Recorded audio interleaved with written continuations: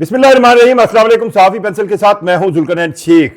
पाकिस्तान की stock exchange यानी कि कराची स्टॉक एक्सचेंज केएससी जिसको कहा जाता है, वो जुमे के रोज मंदी का शिकार रही और जो 3 टियर्स में आपने हुकूमत की तरफ से सुना, बड़ी खुशी जाहिर की जा रही थी कि जी स्टॉक एक्सचेंज ने रिकॉर्ड तोड़ दिए हैं और इंडेक्स जो है वो 1,10,000 से भी ऊपर चला गया। आज ये इंडेक्स इसमें तकरीबन 3,000 पॉइंट्स की कमी आई। अब यह कमी क्यों आई है, यह समझने की बात है।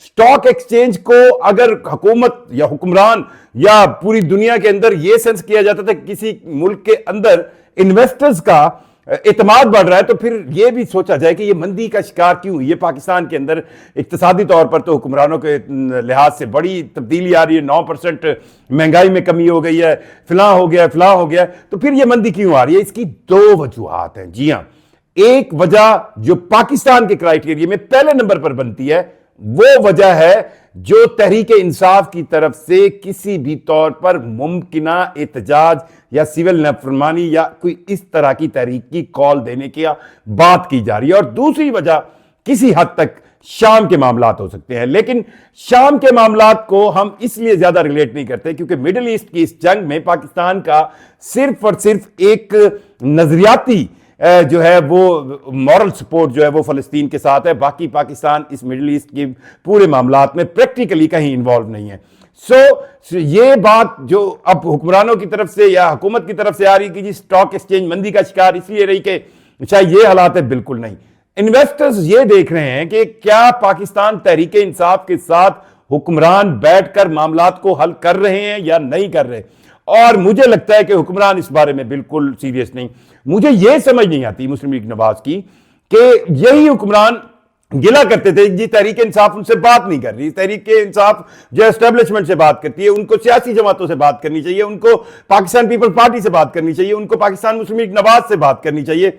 अब जब यह बात करने के लिए बैरिस्टर गौहर की तरफ से भी ऐलान किया गया और तहरीक इंसाफ की तरफ से ऐलान किया गया और उन्होंने एक कमेटी बनाई कि वो हुक्मरान जमातों से बात करेंगे जिसमें पाकिस्तान पीपल्स पार्टी भी शामिल है, पाकिस्तान मुस्लिम लीग नवाज भी शामिल है, तो अब उस पर ताने दिए जा रहे हैं। उसके ऊपर बजाय इसके कि कुछ सीरियस डायलॉग हो, बाकायदा तौर पर जिसको कहते हैं ना छेड़खानियां की जा रही हैं। कभी हम बयान सुनते हैं कि ख्वाजा आसिफ का, कभी किसी का, कभी किसी का, कभी एहसन इकबाल का, तलाल चौधरी तो 120 की स्पीड पे लगे हुए हैं और रह सहकर सेनेटर इरफान सदीकी जो कि बुजुर्ग हैं, अब कभी वो जर्नलिस्ट हुआ करते थे, वो भी ये कह रहे हैं कि जी पहले तो ये बात नहीं करते थे हमसे, अब क्यों बात कर रहे हैं, ये बात कर रहे हैं।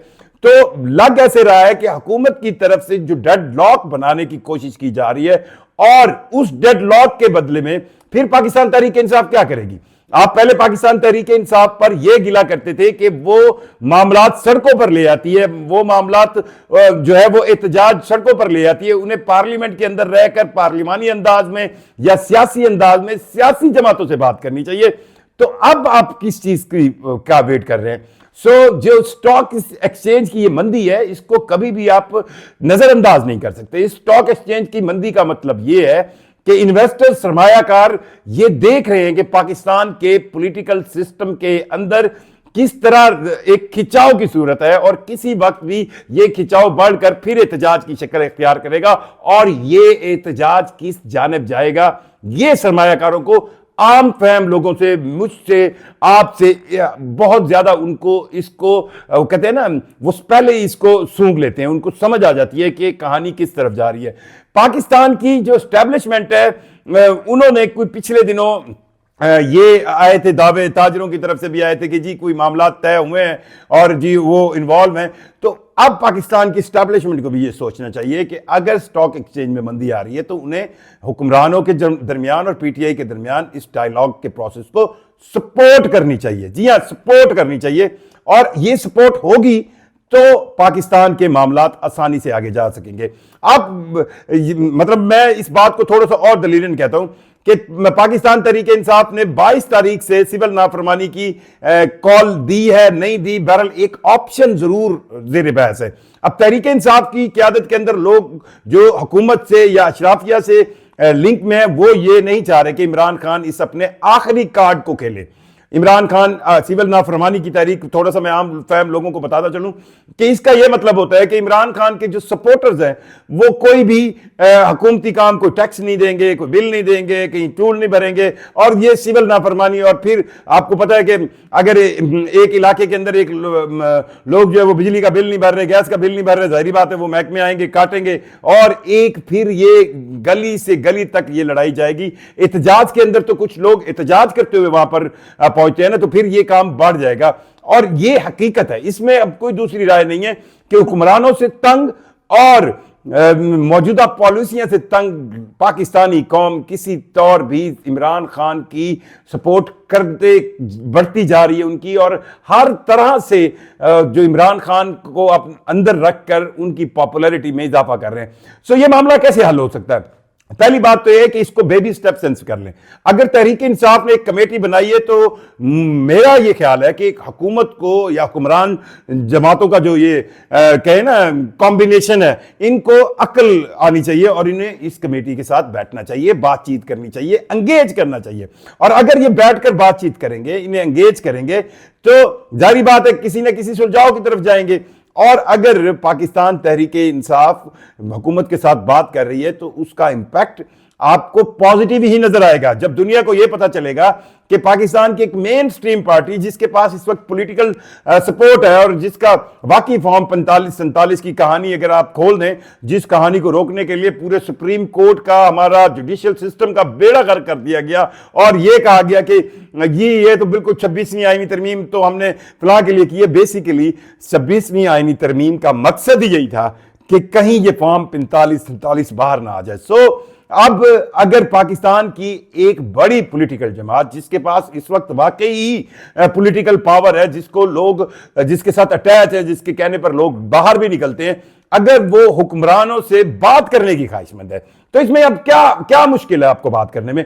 वो लोग जो तीली लगा रहे हैं उनको ये जहन में रखना चाहिए कि अगर ये पाकिस्तान है तो आपकी हुकूमत है, अगर ये पाकिस्तान है तो आप हुक्मरान हैं, अगर ये पाकिस्तान है तो आपकी जमातें हैं, अगर ये पाकिस्तान है तो आपकी हुक्मरानी कायम है, अगर ये पाकिस्तान है तो आप यहां पर जो मनोरंजन कर रहे हैं, जो आप इंजॉयमेंट कर रहे हैं, जो इस मुल्क पर आप हुक्मरानी का मुगलिया दौर जो है वो गुजार रहे हैं, ये मुल्क है तो सब कुछ है। और पाकिस्तान के इक्तसादी हालात देखें, हमारी इकोनॉमी चल कैसे रही है, हम पर 134 बिलियन डॉलर से ज्यादा का कर्जा है। अभी हमने IMF से एक प्रोग्राम लिया तो हम बचे। दोस्त ममालिक हैं वो सऊदी अरब के जी 3 अरब डॉलर पड़े हैं आपके खजाने में, UAE के इतने अरब डॉलर पड़े हैं, तब आपके पास जाके 18-19 अरब डॉलर होते हैं। तो ये बात साबित करते हैं कि जी आपके पास 3 महीने की इंपोर्ट के लिए डॉलर्स मौजूद हैं, तो इकोनॉमी में स्टेबिलिटी आती है। पाकिस्तान की इकोनॉमी, अगर आप समझते हैं कि क्या लगता है आपको कि पॉलिटिकली या सियासी तौर पर अगर यहां बेचैनी होगी तो पाकिस्तान की इकोनॉमी कैसे फ्लरिश करेगी? स्टॉक एक्सचेंज की मौजूदा मंदी को समझने की कोशिश करें और खुदारा एक प्रोसेस स्टार्ट करें। अगर वो आपसे बातचीत कर रहे हैं तो जाहिर बात है आप अपने गिले उनसे करेंगे, वो आपसे करेंगे। और अगर पीटीआई की क़यादत को यह लगेगा कि उनकी बातचीत पर कोई अमल हो रहा है और पीटीआई को क़यादत को लगेगा कि उनके साथ नाइंसाफी नहीं हो रही, तो वो जाहिर बात है किस मुंह से एहतजाज की तरफ जाएंगे, फिर आपसे बात तो नहीं करेंगे। ये जो आपका गिला हुक्मरानों का होता था ना कि पाकिस्तान तहरीक इंसाफ बात नहीं करना चाह रही, वो पार्लियामेंट के फ्लोर पर नहीं आती, तो अब यह गिला खत्म होना चाहिए। और पाकिस्तान तहरीक इंसाफ ने जो कमेटी बनाई है, इससे बातचीत होनी चाहिए और इसका इंपैक्ट आपको पाकिस्तान की इकोनॉमी में, पाकिस्तान की स्टॉक एक्सचेंज पर जरूर नजर आएगा। वरना आप कागज के गोरख धंधे में यह कहें कि अब 3 बार स्टॉक एक्सचेंज ऊपर चली गई है, महंगाई कम हो गई है, बिल्कुल नहीं होगा। और अगर पाकिस्तान की स्टॉक एक्सचेंज किसी तौर भी इसी तरह मंदी का शिकार रही, अगले हफ्ता बहुत अहम है पाकिस्तान की स्टॉक एक्सचेंज के लिए, तो फिर आप कहां पर खड़े होंगे? और हम तो यह कोशिश कर रहे हैं कि डॉलर को 250 तक लाएं, क्योंकि पाकिस्तान की इकोनॉमी में डॉलर 280 पर जिस तरह गया था रैपिड, इससे आप डॉलर की जब कीमत बढ़ती है तो आपके पास तो, हम तो वो कौम है जो सुई भी बाहर से मंगवाते हैं, सो हम पर जो इंपोर्ट बिल का वजन पड़ता है, फिर हमारी जो है वो आंखें देख रही होती, झुकी हुई होती हैं आईएमएफ की तरफ और इन दीगर आलमी मालियाती इदारों की तरफ कि खुदा के लिए हमें इतने अरब डॉलर दे दें, हमारी इकोनॉमी बढ़ जाए। वो कोई मुफ्त में नहीं देते, वो आपको इंटरेस्ट के साथ देते हैं और ऐसे इंटरेस्ट के साथ देते हैं कि लग पता जाता है। सो पाकिस्तान की हुक्मरान टोले को तहरीक इंसाफ से पॉलिटिकल मामलात पर बात करनी चाहिए, और अगर ये बातचीत शुरू होगी तो इसका नतीजा भी पॉजिटिव निकलेगा, इकोनॉमी की सूरत में भी और सियासी तौर पर भी। शुक्रिया।